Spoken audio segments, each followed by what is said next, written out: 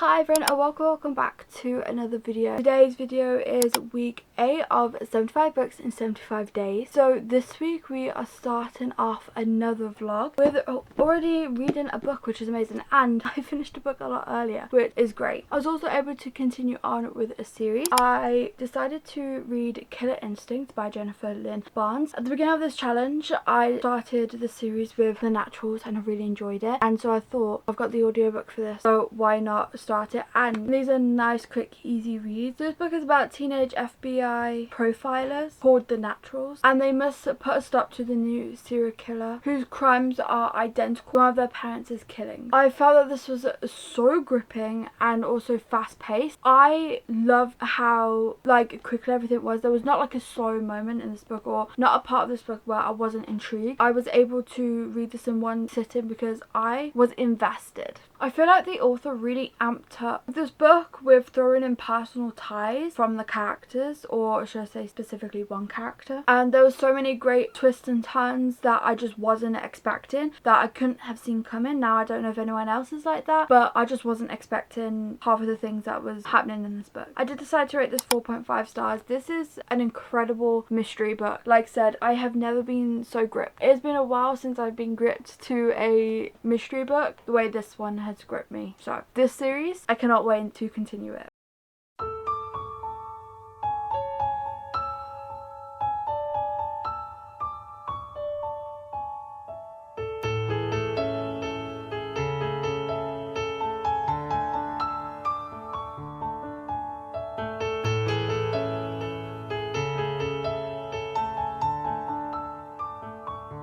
I just want to quickly say, I feel like I'm flying through this book. It is so fast paced, and I mean I'm enjoying it so far.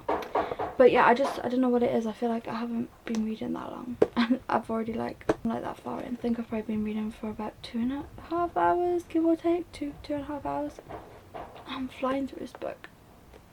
Crazy. So it's been a while later and I have finished Fable, and this felt like, I don't know what it was, I felt like I was flying through it. Yeah, I would definitely say in the beginning of this book it did start off very slow. It took me a while to get into it, and I did feel like it was going to be something that I didn't like, but the farther I got into it, the more it got better. And once the plot kind of kicked in and things started to happen, that's when I started to get intrigued. The story was well written and I really enjoyed the adventures that happened within it. I think I will still read the second book, but I'm not dying to see what's going to happen. I won't rush to read it, but I mean I feel like I will read it just to continue on with the series. I did feel like I didn't completely connect with the characters. I don't know why, but I felt distant from it. I was just in it for the plot mainly. I forgot to say what this book is about, but it is about a 17-year-old Fable who was abandoned by her father after her mother passed away 4 years ago. And Fable's goal is to escape the island, find her father, and then claim her rightful place on the crew. To do this, she ends up going on a ship called Marigold, and on there is a captain named Wes.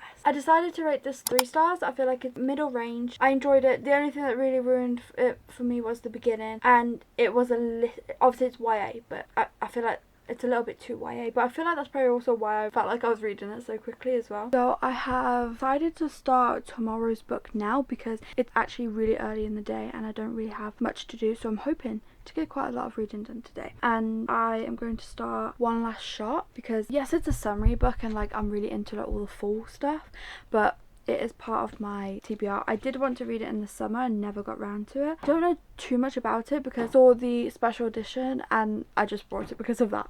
I won't lie to you, I really liked the sprayed edges on the cover. I haven't seen any reviews about it or anyone talking about it, and so I am really intrigued. But just going off the basis of the synopsis, it is about a supermodel named Emerson. Seems to have a perfect life, tired of looking for love, and then a reminder of a marriage pact that she made with her best friend happens, and then I don't know, and then there's Theo who is a photographer. That's all I know so far based off the synopsis, but I'm going to start this. It shouldn't take me long because I just under 350 pages, and if I'm reading as quick as I read Fable, and then it shouldn't take me long. So back with you all with an update. So it is now a few hours later and I'm on page 142 of One Last Shot, and again I'm flying through this book. I don't know what's going on with me today, but I feel like I'm in a big reading mood and I feel like my focus is better, so I'm actually able to sit and read, and I can't remember the last time I had a day like this, so I'm going to take advantage of it. But it probably helps I don't have anything to do today, which is great. So yeah, about this book, I'm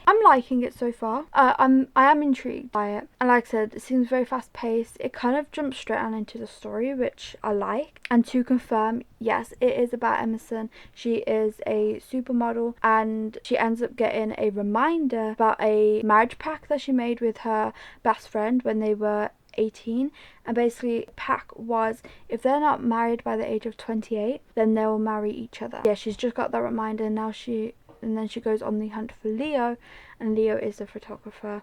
That is correct also. So just a little summary of it. But yeah, it's just a nice read so far. I do wish I did read it in the summer. I feel like the vibes would be a lot better than what it is now, because obviously I'm reading like a summery type book in the fall. You know, when it's raining and cold. So I do feel like the vibes would have been different if I read it in the summer, but I'm still liking it. It's an average read. I'm not loving it, I'm not obsessed, but I'm liking it.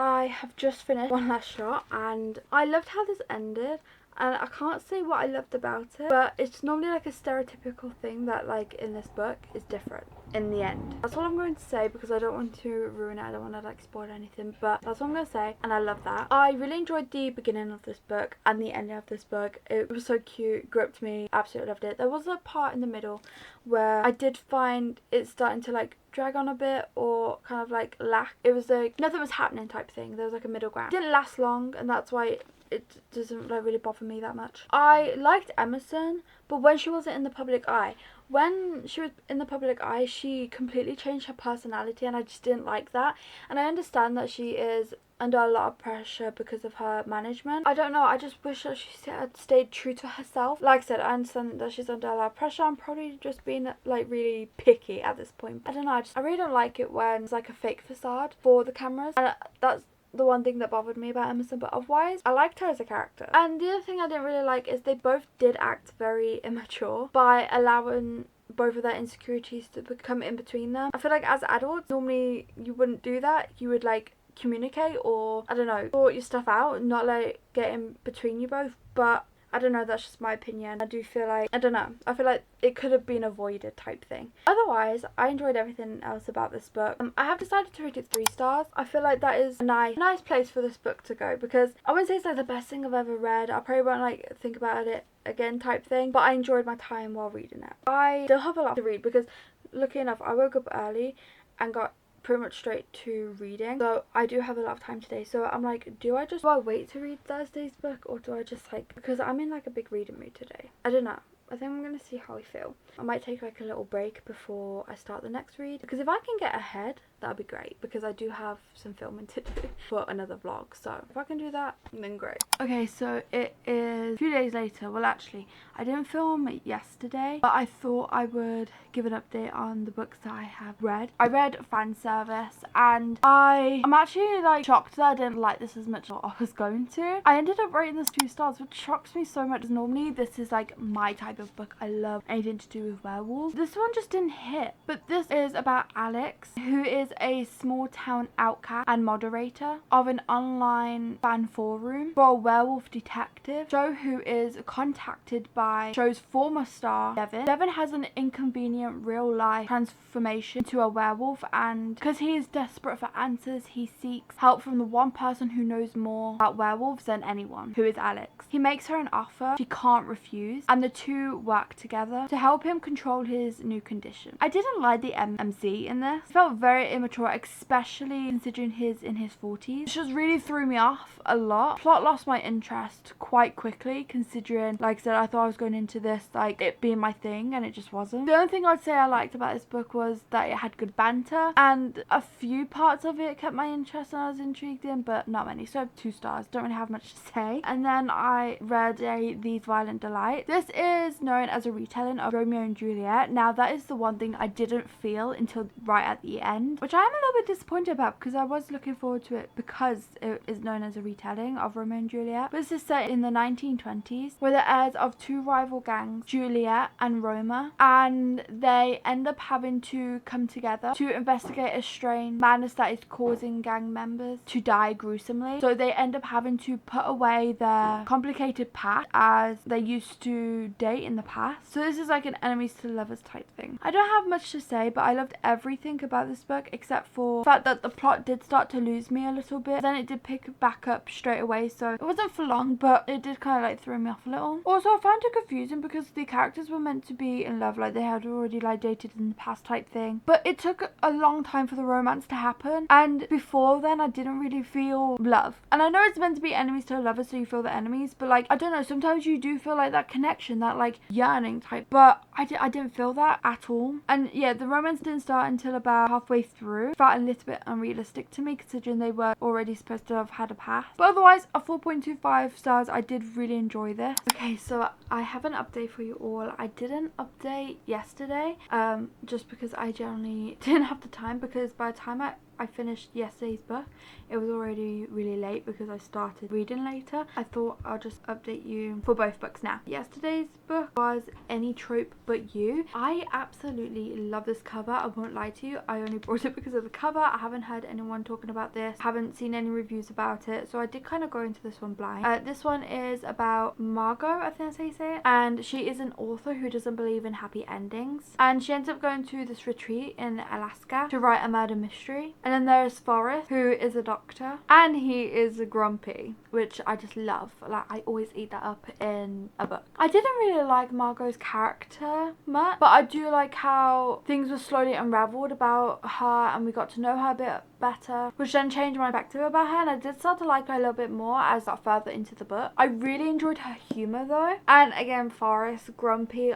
like I said, I always eat that up. Absolutely love. I loved his interactions with Margot. They was just perfect, and I really enjoyed the exchange of letters. I did really enjoy the plot and everything about it. The chemistry between the characters was amazing, and it felt like very intense, and the spicy scenes were everything in this book, especially the sauna scene, and that is all I'm going to say. So I'm gonna leave it there. But I have decided to rate this 3.75 stars. This was actually a really fun and interesting read, and I felt like I did read it kind of at the perfect time because it is giving off winter vibes, especially from the cover. And then I read 5 Broken Blades, and this is about 5 dangerous killers, a hired hitman, an assassin, a former prince, a master thief, and a prison maiden, who are mysteriously recruited to assassinate the god king of Yusan, I think they say it. And the group must find a way to trust each other to complete the mission. Now with this, there's 6 POVs, and I was finding it so confusing. I didn't know whose POV I was in, part is what, like I didn't know who was who. And so it's just way too many to keep count of or keep track of, and it really took me out of the story, because most of the time I was just wondering whose point of view I was in, who is who, and like what's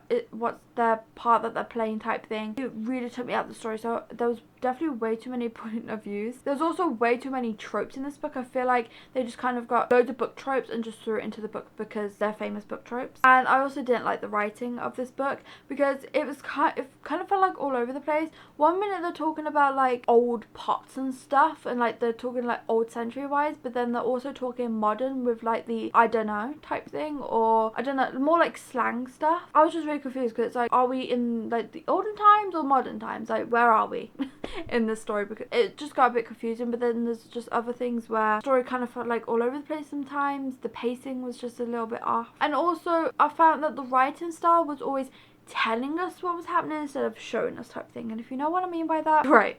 But yeah, it's just, I don't know, I just found it really hard to read. And I also did feel like it dragged on a lot Like there was times I was just kind of looking forward for this book to be over type thing. I have decided to rate it 2 stars. I don't know if I'm being too kind about that. Like I am between 1.5 2 stars. I'm not too sure. I might just keep it at 2 stars for now and see how I feel. I don't know how to feel about this. The extra books that I read during this week, I'm not going to tell you at the end of this video, just because my next video that you're going to see, or maybe it's the one before this, I'm not too sure how I'm going to upload them yet. You will see all the extra books that I've read, but I want to keep them obviously for that video and my opinions and stuff. Thank you all so much for watching. Please remember to like and subscribe and leave this emoji if you're watching to the end, and I hope to see you on my next one. Bye!